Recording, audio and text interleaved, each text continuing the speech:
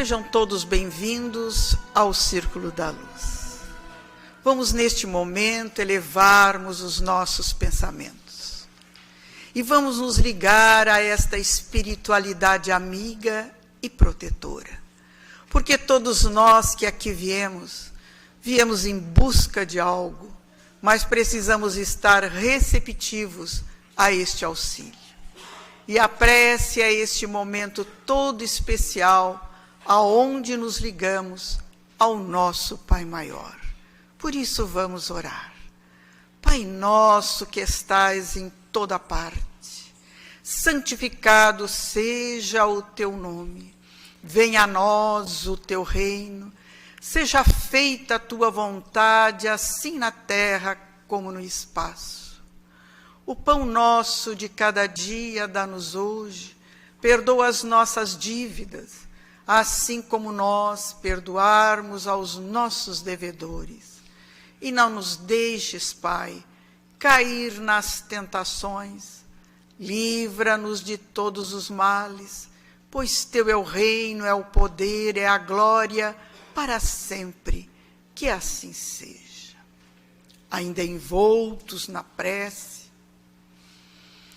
vamos mentalizar os nossos lares, e todos aqueles irmãos que conosco lá convivem.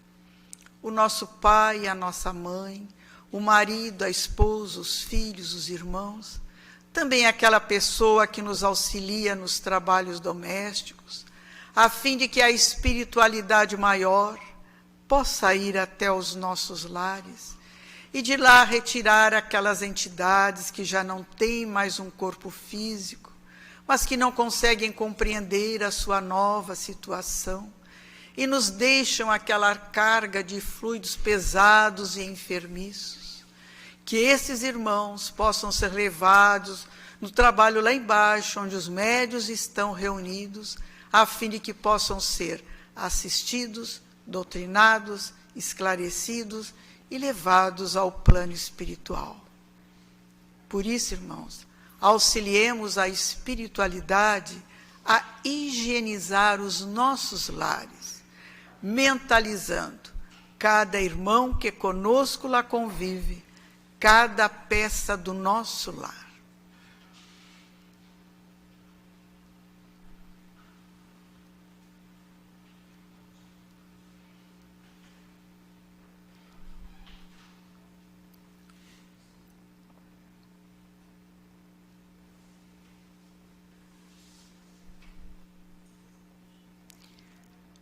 Senhor, tu mesmo disseste que onde tivessem reunidas 2 ou mais pessoas em teu nome, ali estarias. E nós, Senhor, aqui estamos reunidos em teu nome. Dá a cada um de nós, segundo as nossas necessidades e o nosso merecimento. Nós vamos agora pegar o Evangelho, um trechinho do Evangelho, do capítulo 13º, o item 5, o óbolo da viúva. Estando Jesus sentado defronte do gasofilácio, a observar de que modo o povo lançava ali o dinheiro, viu que muitas pessoas ricas o deitavam em abundância. Nisso veio também uma pobre viúva, que apenas deitou 2 pequenas moedas de valor de 10 centavos cada uma. Chamando então seus discípulos, disse-lhes: em verdade vos digo que esta pobre viúva deu muito mais do que todos os outros antes puseram suas dádivas no gasofilácio, pois que todos os outros deram do que lhes abunda, ao passo que ela deu do que lhes faz falta, deu mesmo tudo o que tinha para seu sustento. Isso está em Marcos, capítulo 12, versículos de 41 a 44. Muita gente deplora não poder fazer todo o bem que desejaria por falta de recursos suficientes. E se desejam possuir riqueza, dizem, para dar uma boa aplicação. É sem dúvida louvável a intenção e pode até, em alguns, ser sincera. Dar-se-á, contudo, seja completamente desinteressado em todos?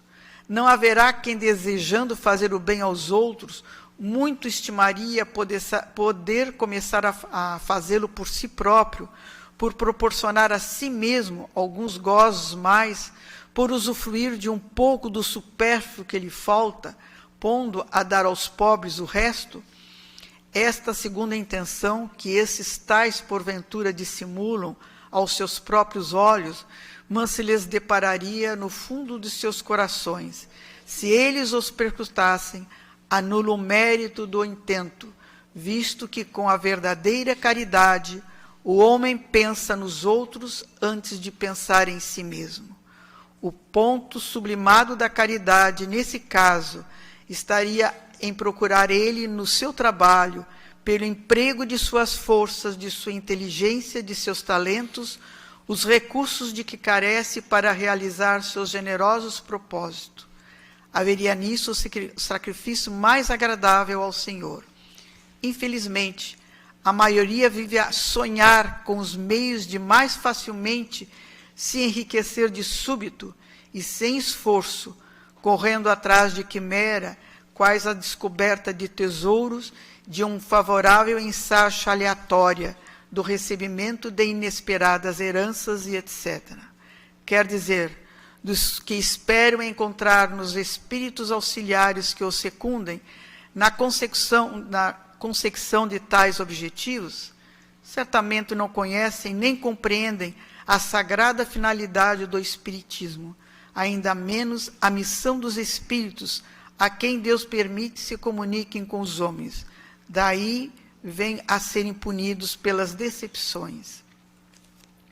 Nesse trecho do Evangelho, onde Jesus se colocou em frente ao gasofilácio no templo, vendo ali de que forma as pessoas colocavam as moedas, e uns jogavam as moedas de ouro bem alto e tilintava, né, para que todo mundo se apercebesse, olha só, eu estou doando ao templo, né? Olha, eu estou auxiliando o templo. E aquela pobre viúva deu 2 moedas ínfimas, mas deu daquilo que lhe fazia falta. Né? Não por uma ostentação, mas é que naquela época eles quase se sentiam obrigados a fazerem as suas oferendas ao templo. Então ela também achou que, mesmo sendo ínfima as suas moedinhas, ele também deveria doar. E percebeu então ali Jesus, dizendo aos seus discípulos, dando, né, um ensinamento aos discípulos, que ela havia doado muito mais do que os outros que estavam fazendo por uma ostentação, para se mostrarem, né, no templo. Porque naquela época, os judeus piedosos, eles tinham 3 obrigações: o dar esmola, orar e o jejuar. Eram obrigações que eles achavam que eles não podiam dispensar. E assim o faziam. E muitas vezes nós vemos pessoas que dizem, mas eu não tenho condições de ajudar, eu não tenho condições financeiras.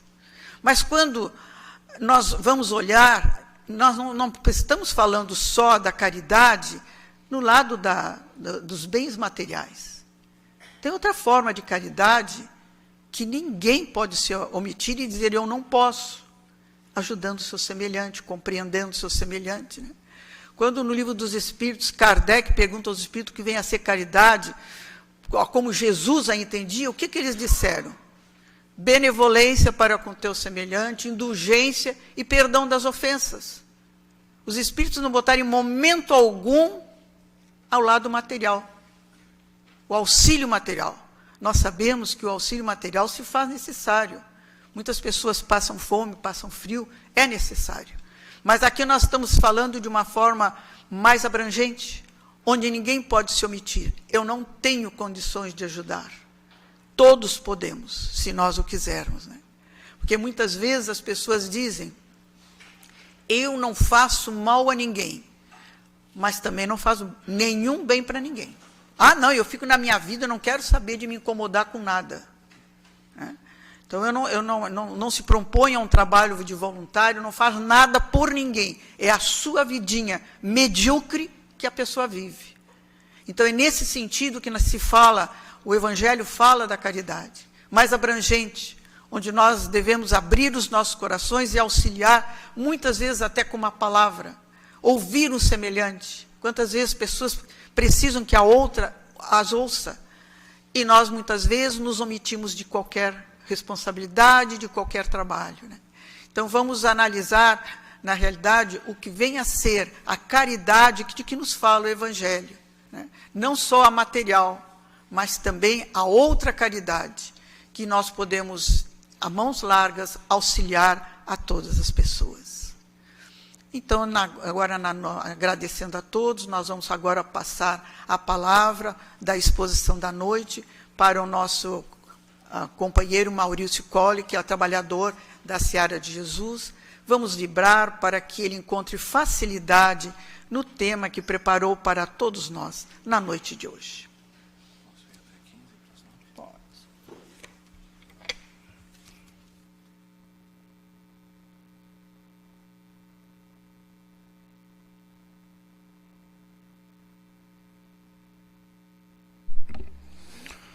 Boa noite, senhoras, senhores, queridos irmãos, que a paz do meio nazareno seja uma constante nos nossos corações.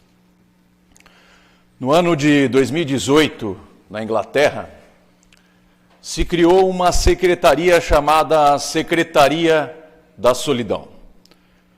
E essa Secretaria da Solidão era ligada diretamente ao ministro da Inglaterra, como se fosse aqui ligado ao presidente da República. E nessa Secretaria da Solidão, que foi criada em 2018, se o fez com um propósito em razão das consequências sociais que estavam acontecendo na Inglaterra. Muito bem, cerca de 15% da população da Inglaterra, ou seja, 9 milhões de seres humanos como nós, viviam na mais absoluta e extremada solidão. E quando eu falo aqui de solidão, eu não me refiro àqueles momentos em que cada um de nós certamente passará na vida de nos afastarmos do convívio social por alguma circunstância das relações sociais. Mas imediatamente voltamos à relação, seja com este ou com aquele. Quando eu falo aqui da solidão, é aquele aspecto tão e tão doloroso da criatura humana que é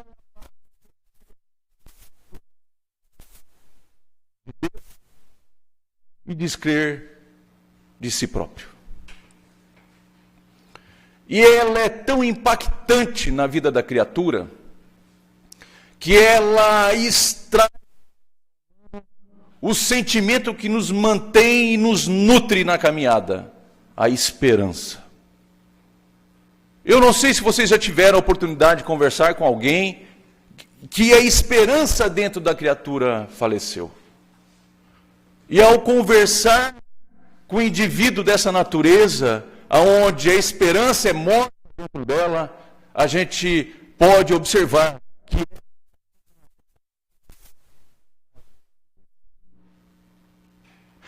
os britânicos, tendo visto que era tão gravoso esse acontecimento na sua sociedade, estabeleceram, obviamente, esse ministério da solidão e fizeram incursões com o objetivo de solucionar a problemática. E uma dessas incursões é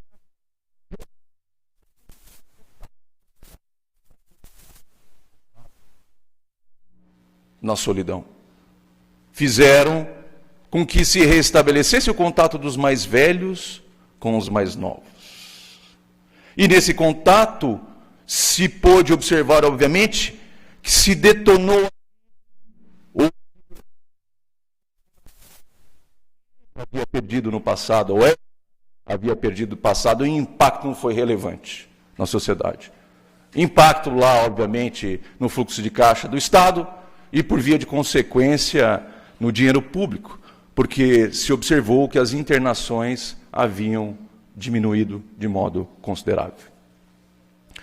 Alguns dados estatísticos do IBGE e da Organização Mundial da Saúde vão impactar todos nós que estamos aqui dentro. Talvez alguns saibam, talvez outros não saibam, mas é deveras impactante para a realidade que a gente vive. No nosso país, a cada um idoso, temos um jovem. E diz o IBGE que lá por volta de 2040, 2050, a cada 10 jovens, um idoso. Lá 2040, mais ou menos, a cada um jovem, um idoso. Significa que nosso país está em processo de envelhecimento. E, por via de consequência, os mesmos problemas que esses países de primeiro mundo já mais envelhecidos vivem, certamente passaremos a viver também em nosso solo brasileiro. A Organização Mundial da Saúde diz que o nosso país é o país que mais no mundo. É o terceiro mais.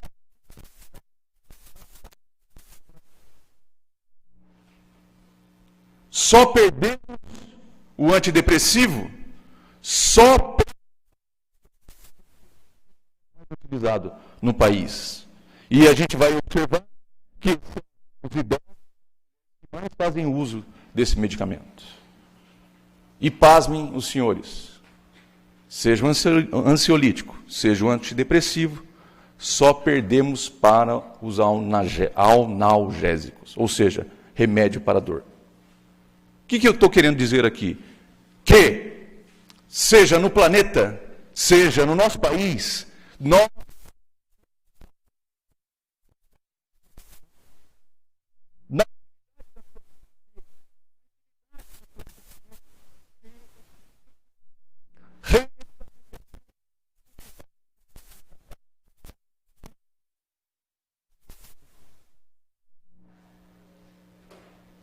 mas também padecemos das dores físicas, por isso o uso do primeiro medicamento, os analgésicos.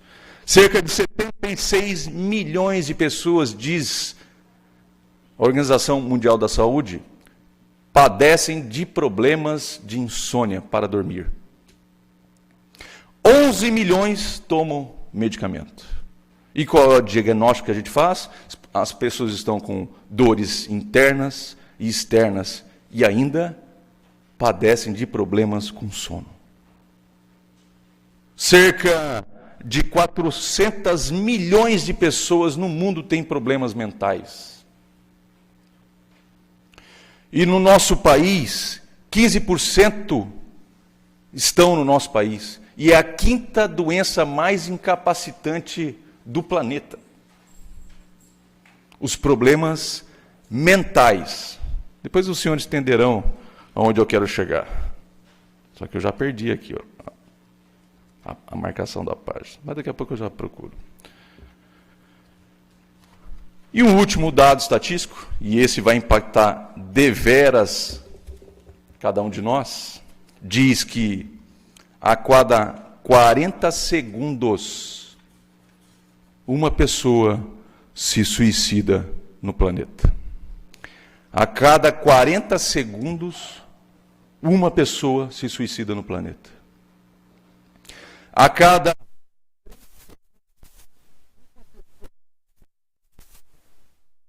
no planeta. A cada 40 segundos, uma pessoa se suicida no nosso planeta, ou melhor, no nosso país. E a nossa região, para aqueles que não sabem, porque isso não é matéria de jornal, é uma das regiões que mais contempla suicídio. É a terceira causa de suicídio entre os 15 e os 30 anos. A sétima entre as crianças até 12 anos. E nós sabemos que o Japão concentra o maior número de suicídios do planeta. O que eu quero demonstrar aos senhores é que a dor espalha pelos quatro do planeta, não somente em nossas vidas, não somente em nossos lares, mas nas pessoas que estão sentados ao lado de vocês. Porque eu não sei da dor que você padece, como você não sabe da dor que eu padeço. O fato é que todos nós, de alguma forma, padecemos de dor. E o que me ressalta aos olhos é que em uma das publicações, ou melhor, Obras Póstumas é uma obra em que foi produzida e publicada após a morte de Allan Kardec. Então, seus amigos observaram em sua mesa de Allan Kardec Tivemos escritos que não haviam sido publicados, porque, de certo, Kardec achou que aquele não era um momento adequado. Haviam mensagens extremamente fortes ali, e que talvez não seria o momento adequado de publicá-las. E uma dessas mensagens, que se encontra em obras póstumas, que vai falar sobre o mundo de regeneração, observem o que Allan Kardec ressalta. Porque cada um de nós acha que os momentos de transformação da humanidade se darão por algum cataclisma mundial, por alguma guerra, por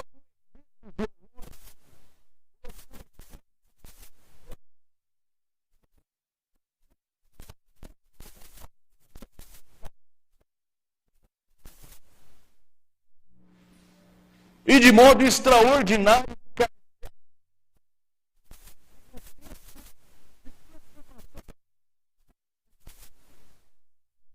e para o que ele escreve. E como? Se não operar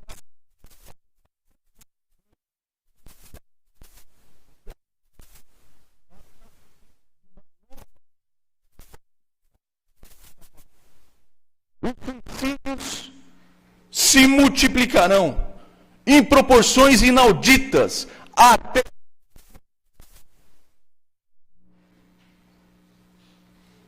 a loucura, grande quantidade de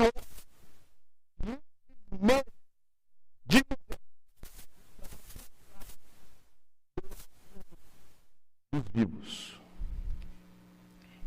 São eles os verdadeiros. E tudo isso se cumprirá pelo encadeamento das circunstâncias, como já o dissemos, sem que haja a mais ligeira derrogação da lei da natureza. Meus irmãos, minhas irmãs, nós estamos vivendo a era da transformação. Porque a loucura e o suicídio nunca foram tão impactantes e em proporções calamitosas como vivemos no mundo de hoje. E não sou eu que digo, é a Organização Mundial da Saúde. E eu não sou médico. Vivemos em momentos em que a dor tão extremada tem algum objetivo na vida da criatura humana. Porque vim aqui para falar.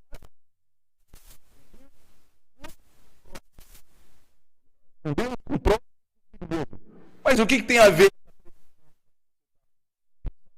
com nós? Porque não tem como falar com você.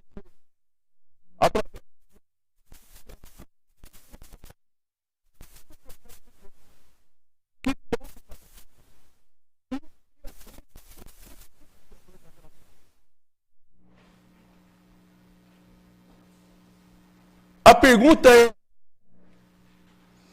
já mandamos sondas espaciais para o universo, conhecemos o mundo atômico, o mundo cósmico, criamos leis para combater ou para proteger a natureza.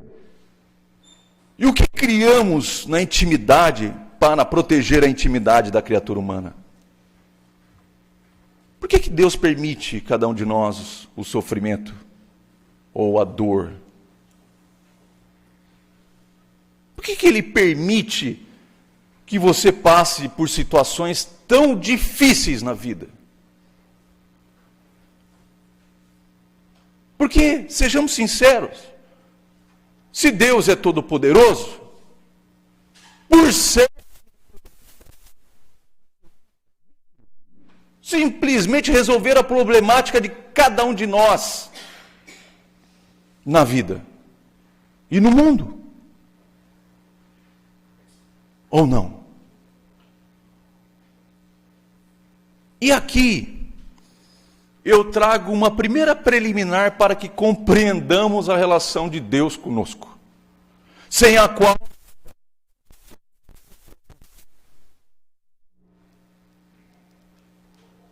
você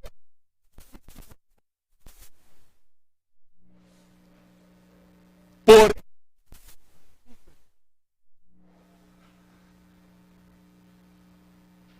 Você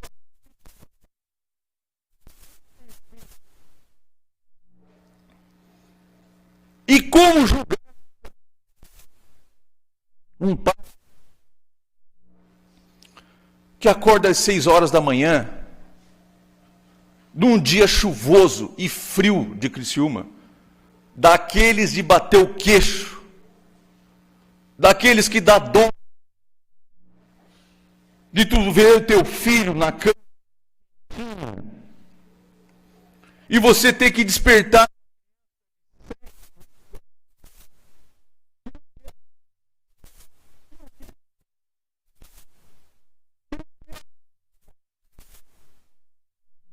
e tu tira o cobertor, prepara o café, ele vem, e com toda a dor que nós sentimos, nós pegamos a criança naquele frio, que chega a doer, com o objetivo de aprimorar o conhecimento, com o objetivo de se relacionar com os colegas da sala de aula, com o objetivo de amadurecer os aspectos do intelecto e do sentimento. Entende? Como julgar um pai desse? Como julgar um pai que também desperta às 6 horas da manhã, toca no seu filho, ele está ardendo em febre aos 41 graus. E quando o pai ele toma o filho nos braços e corre para o hospital. E aqui abro um parêntese. Ele entrega para a mãe. Porque vocês sabem, né, mulheres? O resfriado para um homem tem o mesmo impacto de um parto para a mulher. A gente é resistente à dor.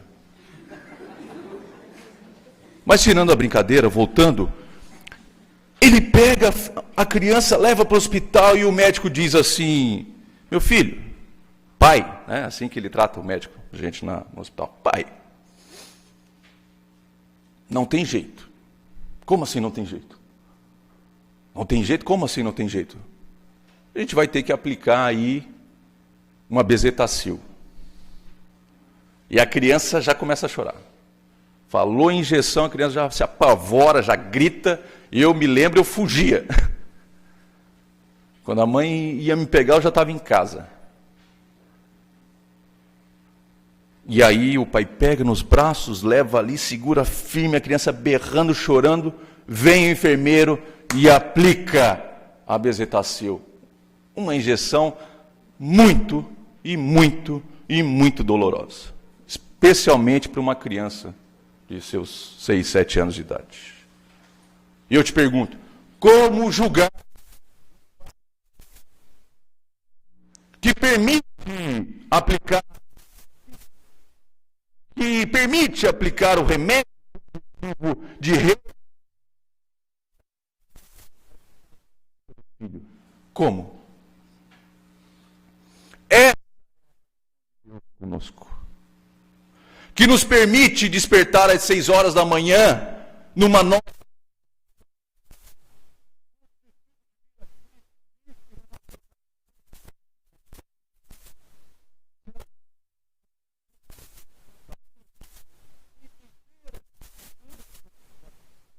família, com o objetivo de aprimorar o intelecto, as asas da sabedoria.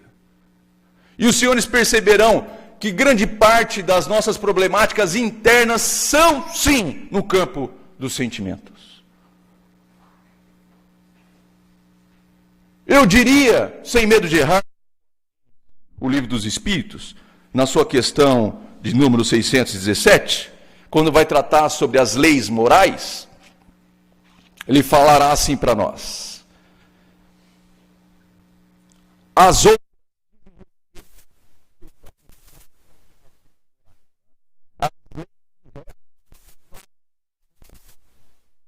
existem leis que regem a natureza,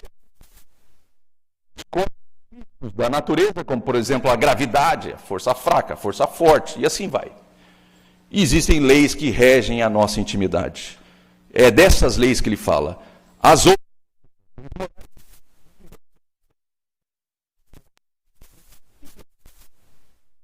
e nas relações com Deus e com o seu semelhante. Contém as regras da vida do corpo, bem como da vida da alma, são as leis morais. Sofremos num tríplice aspecto de relação. E não existe outro.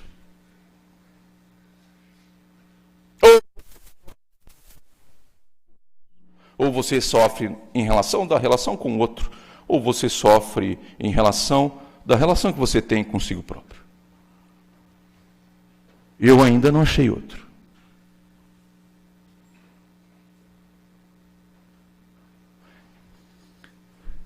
Então, Deus é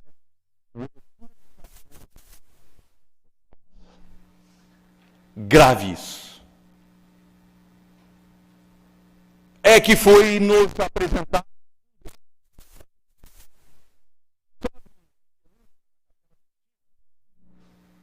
é o homem tentando alcançar o Deus, a divindade, e a divindade tentando alcançar o homem, mas eles não se tocam.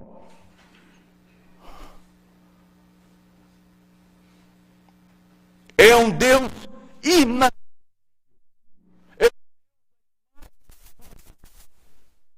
pintado na Capela Sistina. Por isso esse Deus que nos foi apresentado é um Deus que você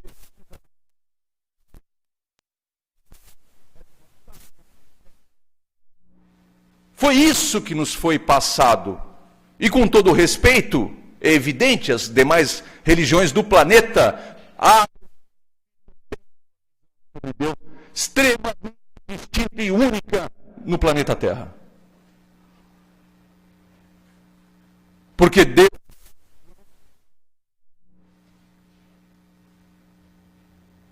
não sei. Mas de uma coisa eu tenho certeza. Eu sei o que ele não pode deixar de ser. Justo, bom,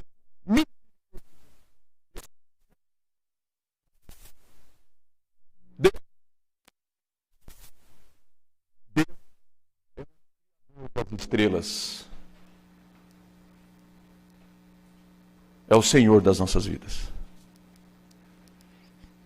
É o Pai que nos desperta às 6 horas da manhã e nos chama ao compromisso do aprimoramento íntimo, seja no aspecto do intelecto, seja no aspecto do sentimento. Porque Ele sabe que nos concedeu a coisa mais sagrada.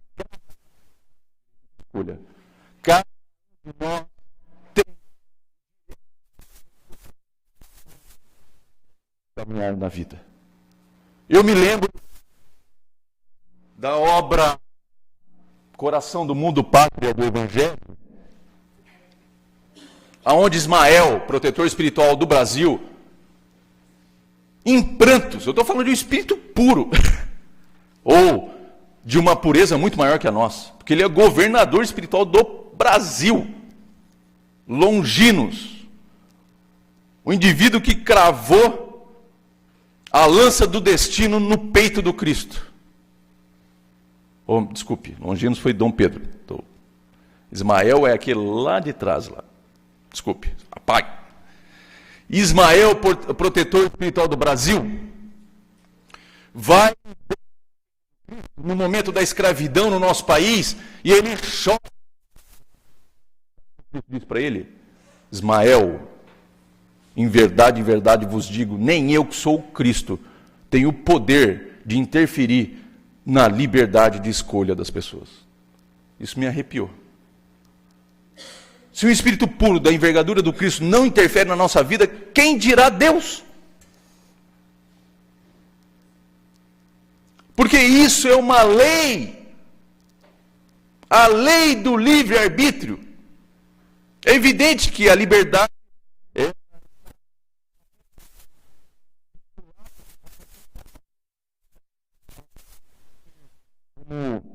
uma criança, a gente não vai dar Me entende? Então Deus nos concede aquilo que nossa maturidade moral receber. Aí as pessoas começam a entender melhor.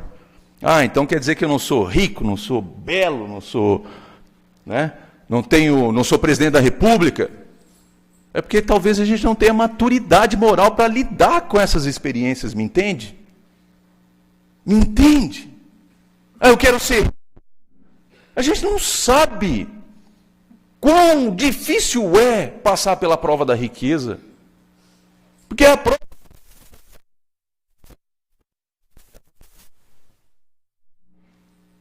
boçal, cheio de si, que não precisa de mais ninguém. E não estou dizendo que o problema é o dinheiro, não, o problema é como ele lidar com o dinheiro. O dinheiro é uma ferramenta. O dinheiro não é nada. O problema é como a gente vai lidar com a situação que a gente está vivendo. Não, hoje você se encontra nessa situação, na situação que pedimos.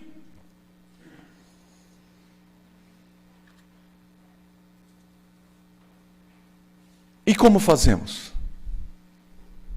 Sabe quando vem a tempestade? Vem a tempestade. Ela ronca, ronca, ronca. E o que o bambu faz? Eu lembro do bambu, que tu uma vez falou do bambu. Ele deita. Tempestade passa e o bambu volta. O que a árvore faz? Ela tomba, com raiz e tudo. A gente tem que aprender a ser mais resiliente, mais calmo. A tempestade vai passar. Porque você sabe que a dor se encontra sobre a superfície do planeta Terra e toca a todos nós. É evidente que às vezes uma gota, para mim, pode ser um copo cheio d'água, mas para você é só uma gota. Por quê? Você tem mais bagagem, mais experiência, tem ombros mais largos do que o meu. Então a gente também tem que ter muito zelo pela dor do outro, me entende? Difícil falar isso. Às vezes a gente acha que a dor do outro é nada, é insignificante, mas para ele, às vezes ele está vivendo um momento da tempestade dura.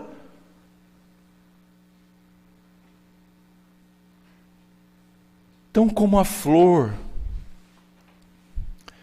que nasce, brota, floresce e busca a luz solar para realizar a fotossíntese, o homem nasce e cresce por desejo divino de amor. E essa alma que se desenvolve busca o Criador da vida para ter vida na sua intimidade. Sabe qual é a maior doença humana? A maior doença humana não é o câncer, não é essas doenças físicas. Muito embora ela seja impactante sobre a realidade. É uma experiência que às vezes qualquer um aqui dentro pode estar vivendo. Mas a maior doença humana é a desconexão com o seu Criador da vida. É o fechar das portas para a relação daquilo que nutre cada um de nós. É fechar a porta para aquilo que te fortalece, te dá força.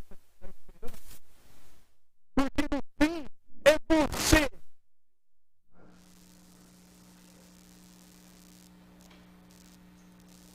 Não é você e eu.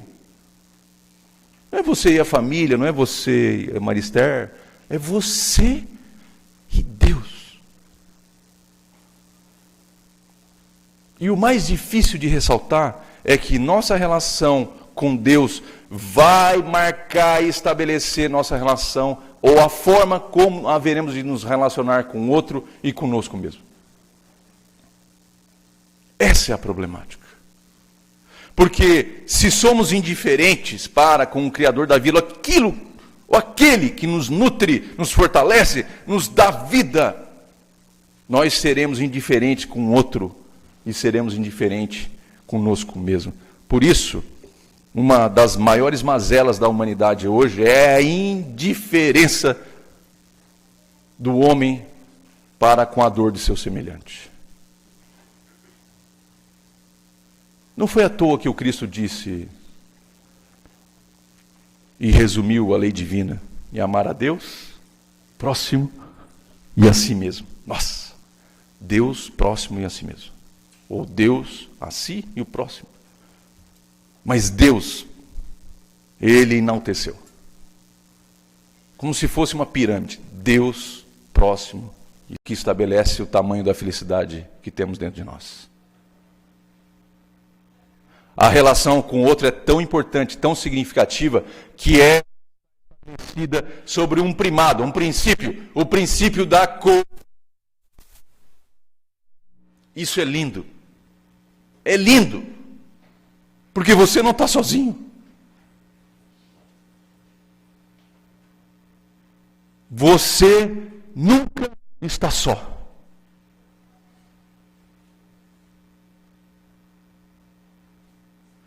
Aonde estiver uma pessoa, ou mesmo que não saiba, por ordem divina, sempre haverá alguém na nossa vida nos auxiliando por ordem divina, mesmo que não saiba, porque o Senhor trabalha no silêncio, mas Ele age. Assim que, mesmo que não saibamos, estaremos na vida de alguém auxiliando. Princípio da cooperação. É Deus nos chamando a missão e o compromisso de co-criar com Ele. Co-criador da história da vida das pessoas, junto de nós. Esse é o campo mais doloroso da nossa experiência humana. Eu vou fazer uma pergunta, vou fazer uma enquete. Virar a câmera para gravar. Quem nunca sofreu num relacionamento com outro? Levante a mão.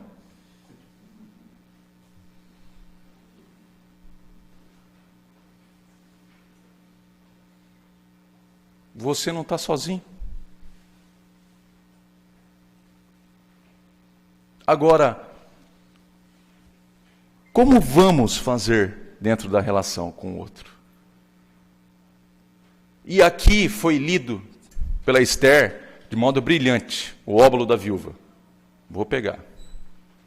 Ela depositou tudo o que tinha. E eu te pergunto, quanto você depositou na relação com o outro, de verdade?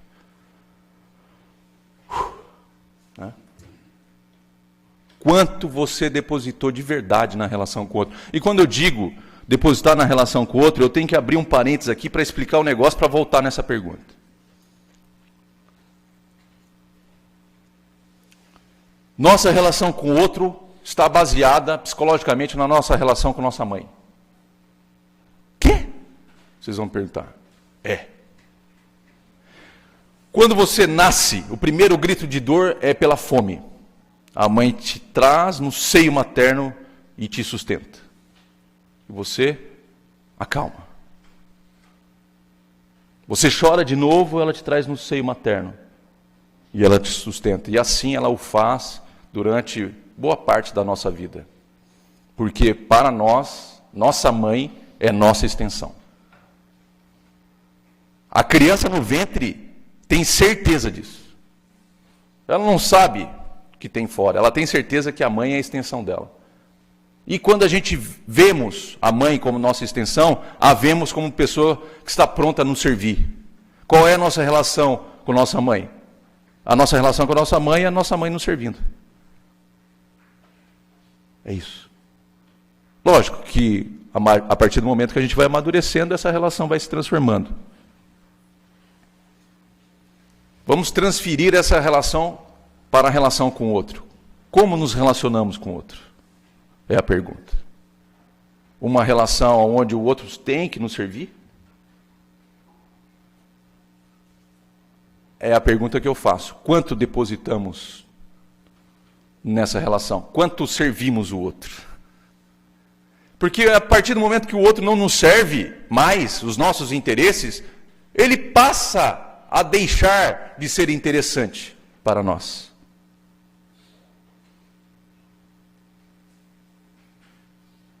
É assim com os irmãos. Vou fazer outra pergunta aqui. Quantos têm relação perfeita com os irmãos? Quantos têm? Levante a mão.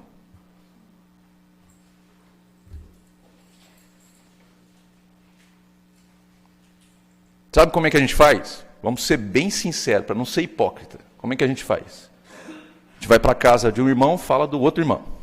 Vai na casa daquele ali, fala daquele outro ali. Quando junta todos os irmãos, vamos falar do pai e da mãe.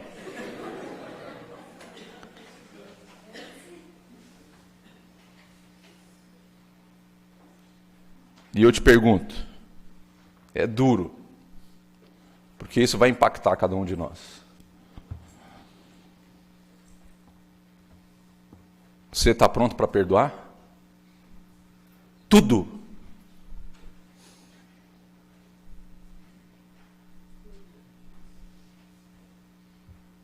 Mas não é impossível. Agora tu entende por que somos infelizes? Olha que maluco, a gente não quer estar lá, mas no fundo a gente quer. Ou estou errado? Porque se você tem um sentimento de raiva, de mágoa, de nervosismo, é porque tu gosta da pessoa. Quem não gosta da pessoa é totalmente indiferente, porque a antítese do amor nunca foi o ódio, é a indiferença. Então se você fala, critica, aponta, é porque tu queria estar lá. Só que o nosso ego, nosso orgulho fala mais alto, a chaga da humanidade. Como é que diz o Evangelho? A catarata que turba a nossa visão. Você percebe que a nossa infelicidade é em razão do nosso orgulho? Porque a gente não tem humildade suficiente para dizer assim, meu irmão, eu te amo, e vamos botar uma pedra em cima disso aí, tu falou de mim, eu falei de ti, a gente fala mesmo, é assim. É assim. Eu sou assim, me aceita desse jeito mesmo. Eu te aceito do jeito que tu é. Pronto. Vamos tocar o barco. Por que a gente não faz assim com os amigos? Porque lembra do princípio, quando eu falei ali da relação com Deus, qual foi o princípio que eu falei para ti sobre espíritos imortais feitos? Por que a gente cobra a perfeição do outro? Você entende aonde impacta as relações? Porque a gente espera do outro. E quanto que a gente deposita de serviço e perfeição nossa, da nossa parte para com o outro? Quer ver os casais, então. Casal é um negócio louco. Sai berrando, chega no carro, está rindo, chega na igreja, está todo mundo sorrindo, volta para o carro rindo, daqui a pouco chega em casa e está brigando.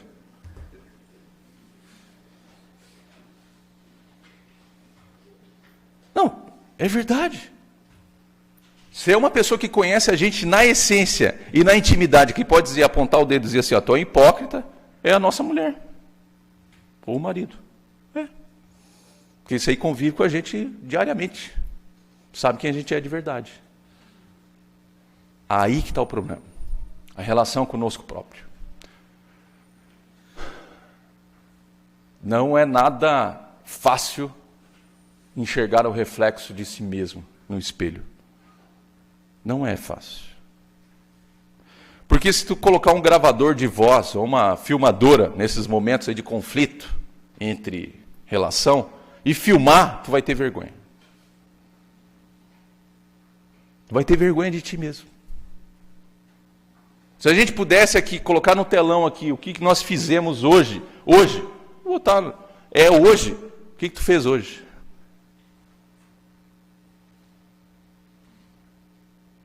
É isso que o Evangelho nos propõe, o Livro dos Espíritos nos propõe. Faça uma retrospectiva do teu dia. O que tu fez de errado? Faz um balanço, analisa. Pô, será que o outro não tem razão? Será que eu não fui estúpido, grosseiro? Será que eu não fui demais? Será que não ofendi? Porque tu sabe como é que funciona o negócio, a relação até o silêncio ofende.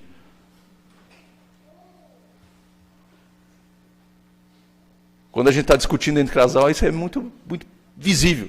Fica quieto, a mulher quer que tu fale. Tu fala, a mulher quer que tu fique quieto. Aí tu não entende mais nada. É isso que eu estou tentando colocar. A relação é um desafio. É o nosso desafio. É a nossa prova. É a nossa escola. Às vezes vem remédio forte aí. Sabe? Remédio forte. Às vezes a gente vai ver momentos fortes dentro da relação. Vontade de virar as costas e ir embora.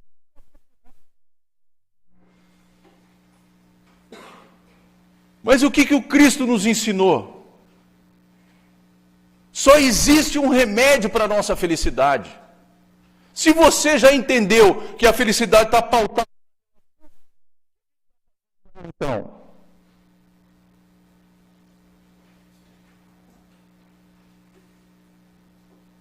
para a boa relação só existe um remédio. É duro, é difícil. Eu não estou aqui falando que é fácil. Se fosse fácil, eu já estava, né? Estava num mundo melhor. Estou aqui junto com vocês. É difícil. Existe só um remédio. Sabe qual é? Perdão.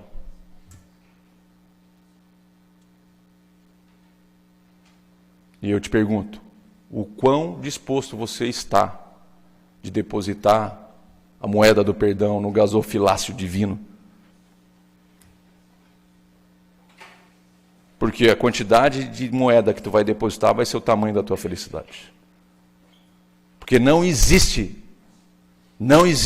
nada nesse mundo mais salutar e mais feliz do que a reconciliação com o outro.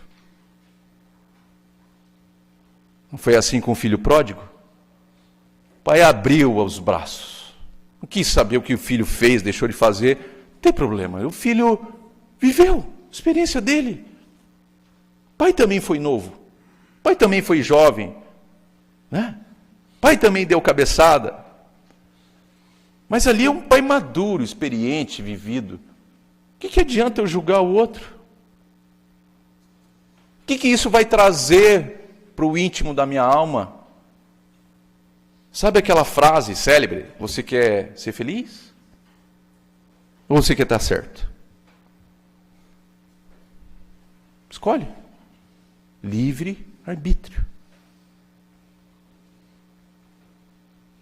Então que nessa noite a gente saia daqui e reflita, sinceramente, mas muito sinceramente, como talvez nunca tenhamos refletido na vida. Vai para casa à noite e reflete sobre a tua vida. E lhe pergunta, será que eu não sou talvez infeliz por conta da forma como eu analiso a vida? Será que no meu olhar, é a forma como eu analiso, como eu vejo, será que a forma como eu vejo, analiso, talvez não seja uma forma ainda imatura? Será que eu não posso melhorar isso? Será que se o meu irmão lá não consegue vir, que o meu irmão ainda não tem esse conhecimento, não sabe disso aqui que a gente está falando, será que não é eu que tenho que ir a ele? Que a paz do Cristo seja uma constante em nossas vidas e que possamos voltar aos nossos lares abençoados pelas energias que nos tocaram nessa noite. Que assim seja.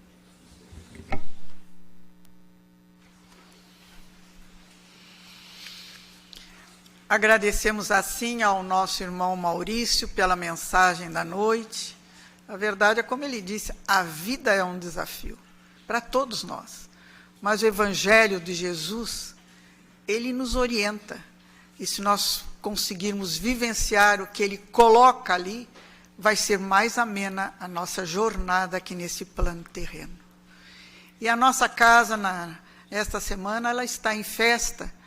Nós, esta semana, estamos fazendo 32 anos de fundação, onde um grupo se reuniu, né, no dia 14 de janeiro de 1988, e fizemos a fundação desta casa, e que até hoje, né, como vemos, sempre repleta, de braços abertos, a receber todos os irmãos, para levar o consolo, a orientação, o esclarecimento, onde aos auspícios dão uma espiritualidade maior, superior, que nos auxilia nessa jornada de auxílio a todos os irmãos que aqui chegam. É uma festa para nós, uma grande alegria termos a nossa casa e vermos as pessoas aqui chegando e se harmonizando, né, diante das dificuldades do dia a dia. E vamos então agora pedirmos pelas nossas águas, que as energias salutares possam recair sobre ela. Pedir também pelos nomes que se encontram nas urnas, de encarnados e desencarnados, pelos irmãos que estão num leito de um hospital, nos presídios, pelas crianças ao abandono, pelos idosos, por aqueles que vivem nas sarjetas da vida, por aqueles que perderam seu ente querido, que a bondade infinita do alto possa envolver a todos esses irmãos neste momento, recebendo eles de acordo com as suas necessidades. E nós, Senhor, que estamos conhecendo o Teu Evangelho, tentando colocá-los no nosso dia a dia, volta e meia tropeçamos, mas sentimos a Tua mão amiga a nos erguer, porque Tu sempre estás conosco. Vamos, neste momento, nos prepararmos para o passe. O passe é a transfusão de energias, onde cada irmão, pela espiritualidade maior, está sendo auxiliado, onde há o refazimento do corpo físico, do corpo espiritual, porque o momento do passe é o momento de amor do nosso Pai para conosco. Vamos sentir como uma luz a penetrar pelo nosso centro coronário, reabastecendo todos os nossos centros de força neste momento, recebendo a luz divina do amor do nosso Pai. E unidos que aqui estamos, num só sentimento e num só coração, a Ti elevamos, Senhor, nossa prece de gratidão. Pai nosso que estais em toda parte, santificado seja o Teu nome, venha a nós o Teu reino, seja feita a Tua vontade, assim na terra como no espaço. O pão nosso de cada dia dá-nos hoje, perdoa as nossas dívidas, assim como nós perdoarmos aos nossos devedores. E não nos deixes, Pai, cair nas tentações, livra-nos de todos os males, pois Teu é o reino, é o poder, é a glória para sempre. Que assim seja. Em nome de Deus, de Jesus, da toda a espiritualidade amiga do Círculo da Luz, nós agradecemos e damos por encerradas nossas atividades da noite de hoje. E uma boa noite a todos.